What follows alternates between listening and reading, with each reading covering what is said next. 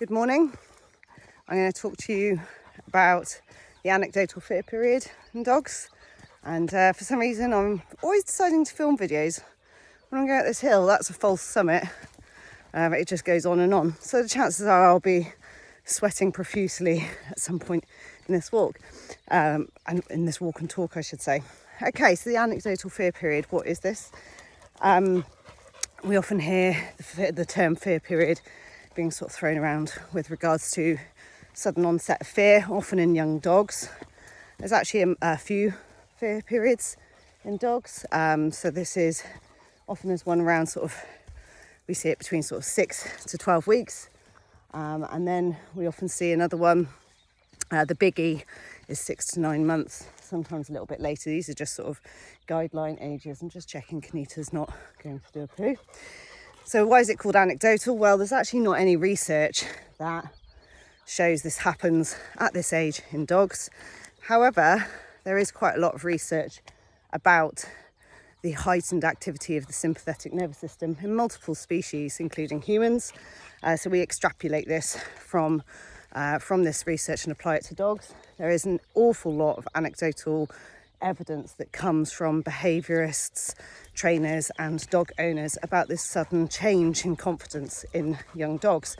Now, I've actually seen this in Mohawk over the past few weeks. He's become potentially a little bit more sensitive. So examples are when I've gone to interrupt him going to the loo in the lounge. Long story, almost toilet trained, not quite.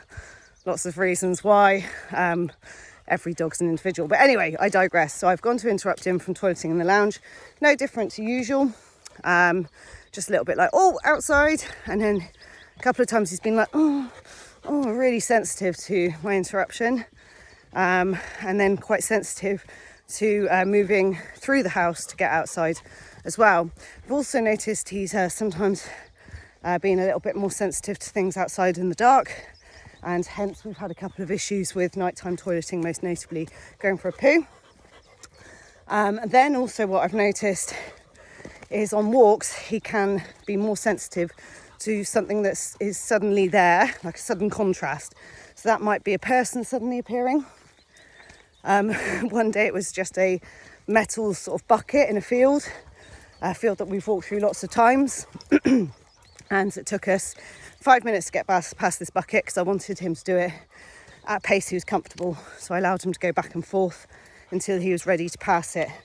But he's showing that he's uncomfortable by doing what I call huffing. So it's a little bit more like, and his tail goes up really high, stands really postural. So he's starting to use potentially more confident body language or body language signals to repel a threat. And I really don't want that to escalate into reactivity.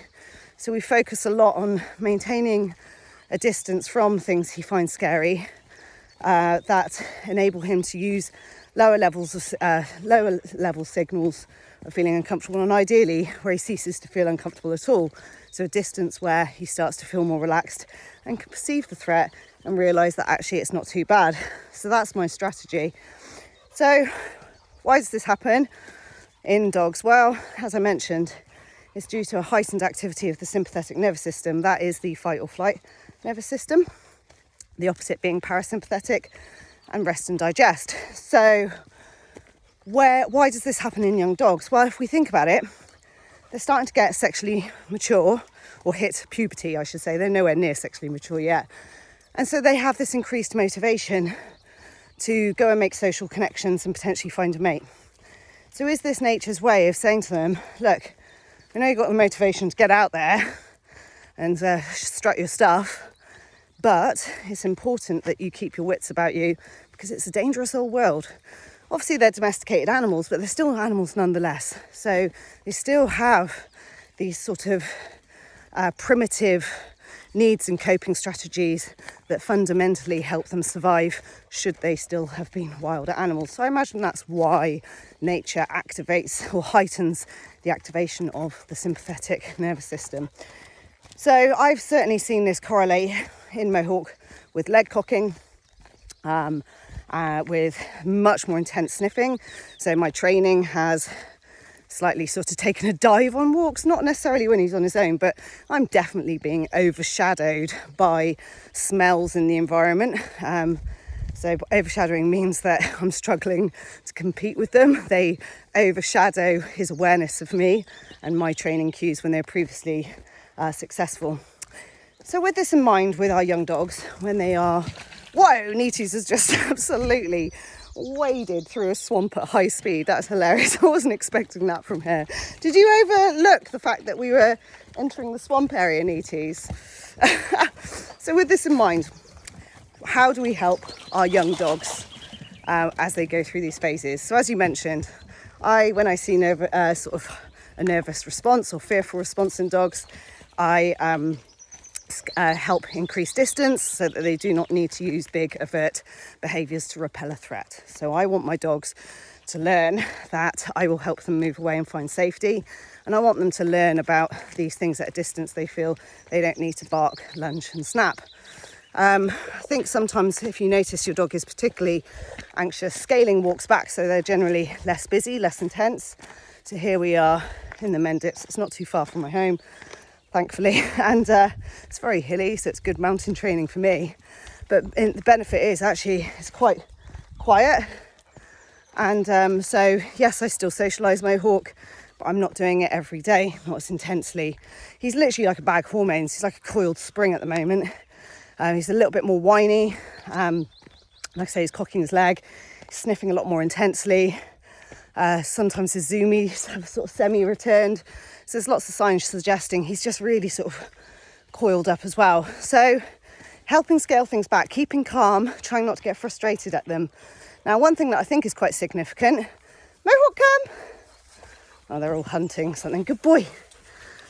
Is, let's see if I can get... Look at that chap. This way, dogs. Let's have a little look at him again. He's so small. Why would I neuter him? He's so young. It just absolutely astounds me that we're neutering dogs at this age. He's like just 6 months. Mohawk, come. Have another little look at him again. He's literally just starting to develop. Good boys.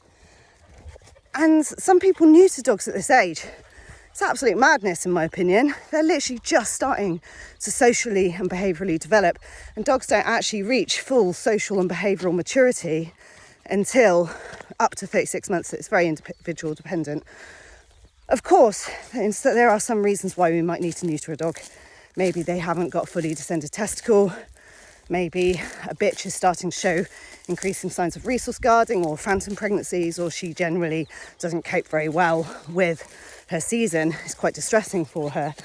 For an entire male dog, maybe having lots of neutered males continuously have a go at him on every walk is a reason to consider it.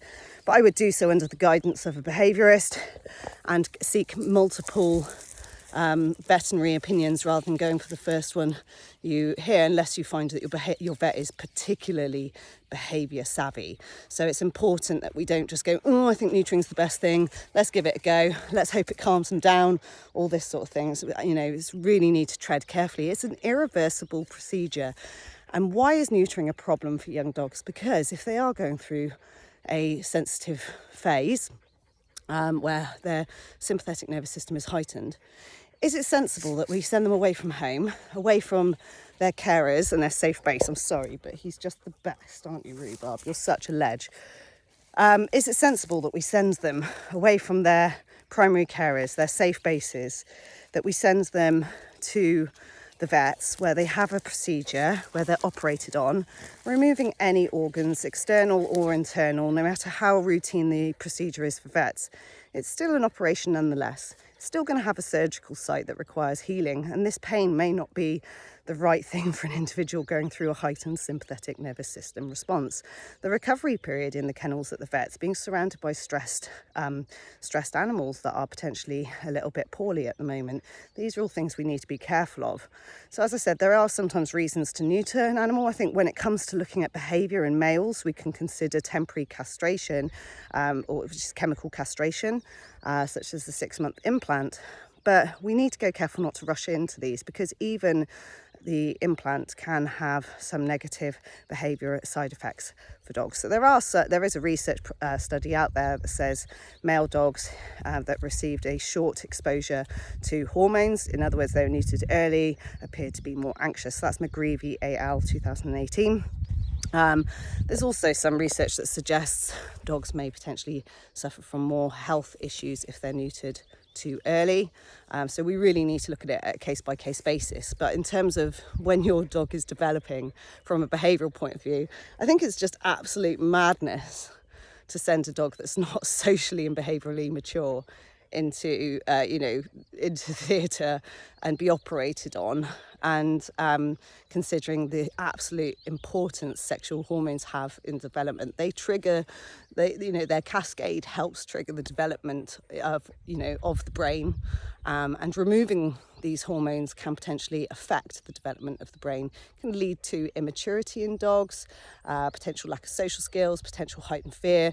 We don't really know. There's no concrete evidence to say what it does and doesn't do, and I imagine it's largely dog dependent on how that individual will respond.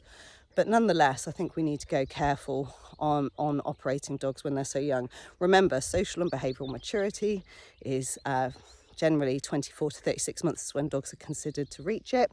So with that in mind, I think we need to try and slow down as best we can when it comes to neutering. So I hope you found that useful. I hope it helps you understand your adolescent dogs a little bit more, why we need to be patient, why we need to lower our training expectations, especially in busy environments, why we need to potentially go a little bit more careful with socialisation to protect them from negative incidents happening while they're feeling sensitive, and why we need to make sure we don't sort of immerse them in intense environments just because they're no longer a puppy. We actually need to be aware that this is a crucial development stage, and negative experiences during this time can have a lasting impact. That's why we probably see a lot of dogs from under 3 years of age in rehoming centres, is because partially they're difficult during these phases of development, but actually it's also a period where problem behaviours do start to develop, and that may be partially influenced by the fear period. So I hope you found that helpful. Take care.